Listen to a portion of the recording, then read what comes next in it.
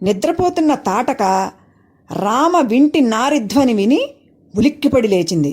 ఎవడ్రా నా నిద్ర చెడగొట్టింది అని కోపంతో ఆ శబ్దం వచ్చిన దిశగా పెద్ద పెద్ద అంగలు వేస్తూ వస్తోంది. మహాపర్వతం కదిలి వస్తోందా అన్నట్టు ఆవేశంగా వస్తున్న తాటకను చూసి రాముడు, లక్ష్మణ చూడు, తాటక ఎంత భయంకరంగా ఉందో. దీని ఆకారాన్ని చూస్తే చాలు ఎంతటి ధైర్యవంతుడైనా గుండె పగిలి చస్తాడు. అయినా ఆడదాన్ని చంపడానికి నాకెందుకో మనసు రావటం లేదు అని అంటూ ఉంటే తాటక రామలక్ష్మణులను సమీపించి వారిపై దూకబోయింది.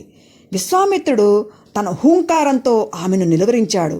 తాటక ఆగి తన మాయాశక్తితో పరిసరాలను ధూళిధూమావృతం చేసింది. రాముడు ఒక శరాన్ని సంధించి వదిలాడు. ఆ బాణం ధూళిధూమావృతాన్ని పారద్రోలింది.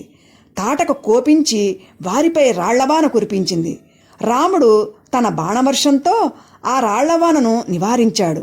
తాటక 2 చేతులు చాపి రాముని మీదకి వస్తోంది. రాముడు 2 బాణాలతో ఆమె 2 చేతులు ఖండించాడు. వెంటనే రాముడు మరో నిశితశరం సంధించి సందేహంగా నిలబడ్డాడు. అది చూసి విశ్వామిత్రుడు, రామా, ఏమిటి సందేహం? సాయం సంధ్య సమీపిస్తోంది.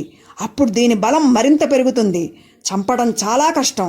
కనుక తొందరగా తాటకను సంహరించు అని ప్రేరేపించగా రాముడు బాణం వదిలాడు. ఆ బాణం వేగంగా వచ్చి బలంగా తాటక గుండెల్లో దిగింది.